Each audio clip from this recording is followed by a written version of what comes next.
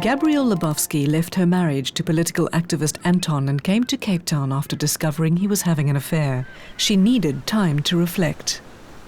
As time went on, Anton's and my relationship got better. We slowly connected as friends. I remember 1989 being extremely confusing. It didn't always make sense why we were here. My dad and mom were still very social with one another, so they were always still very nice to one another, but he also had a girlfriend. So we were always very confused about what was actually going on. The kids visited him in June, and when they came back, they cried for 2 days. They said, "Dad is so unhappy, we have to go back." I thought, no ways. You know, the life we had in Windhoek, no, I can't go back. But after 3 days, I had that strong sense, yes, I'm going to go back as his friend. I called him, I said, we are coming back to Windhoek, and the only words he just said is, "I'm so relieved."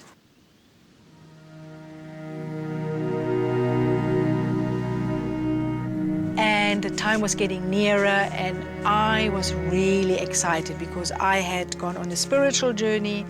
I had started a relationship with God. I got answers to my prayers. I felt strong. On the 12th of September, Anton had actually phoned on the Monday evening, and he sounded very tired. And I just asked him, "How are you?" And he said, "I'm so tired. I'm so tired." That's all he said. Then he just wanted to speak to the kids.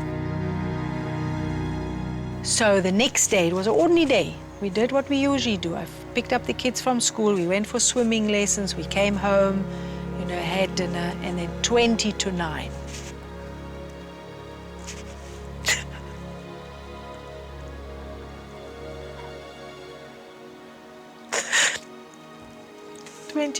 The phone rings.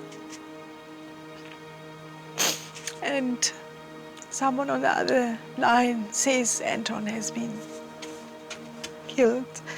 So I said, that can't be possible. So I said 3 times, yes, they might have shot him, but is he dead? So he said, my wife is a medical doctor. She has examined him and he's dead.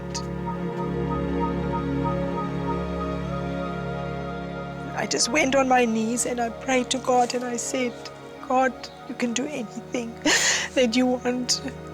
Please, that he's not dead, but I just got that sense of, that's it. He is dead. And at that moment, I numbed out.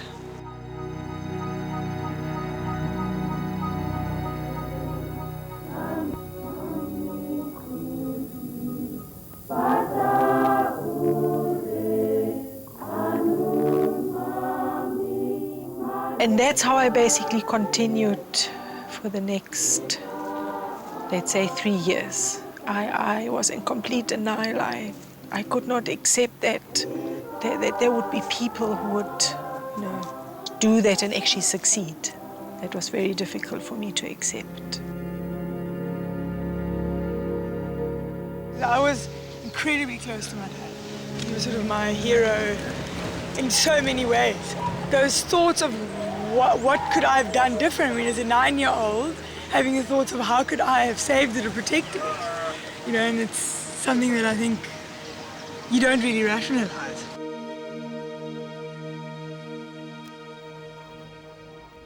I was devastated. Thoughts flashed through my mind, you know, to either commit suicide or to start drinking, hand over to alcohol, whatever. But Gabrielle had to stand on her own to look after herself and the kids.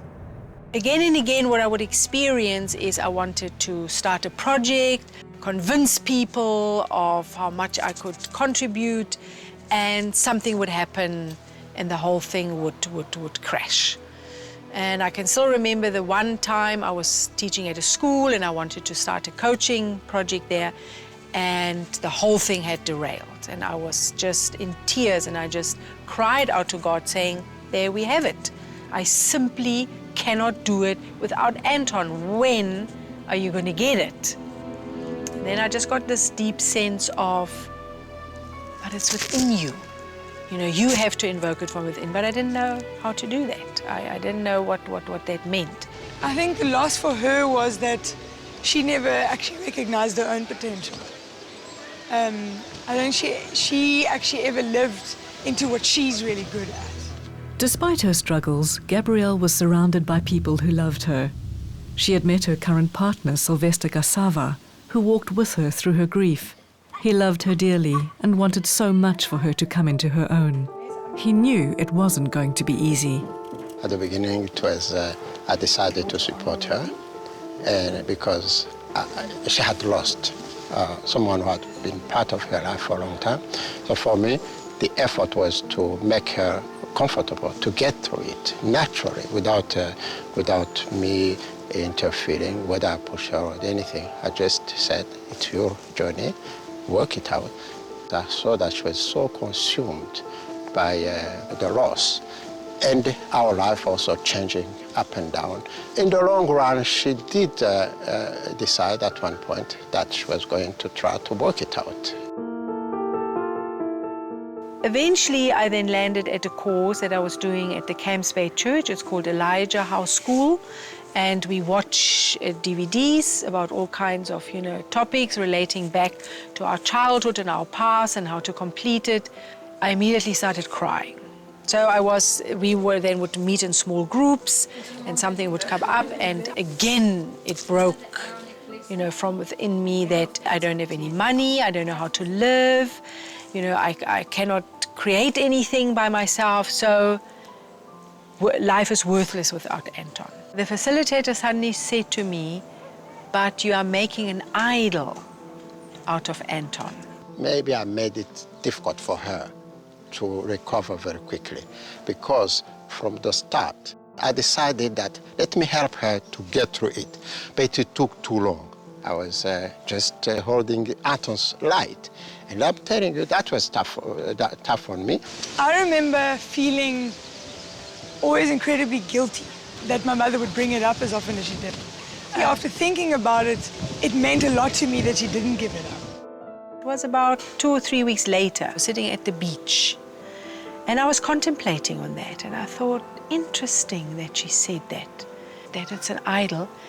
And at that moment, there was suddenly this sense of complete gratitude, like this thankfulness for the life I had with Anton, this excitement, always new things happening, this being out in the world there. But that was over now, it's in the past.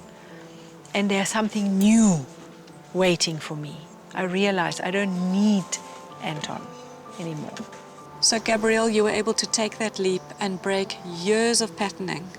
My leap of faith was to know that who I am is okay, and that there's value in it, and that I have something to give.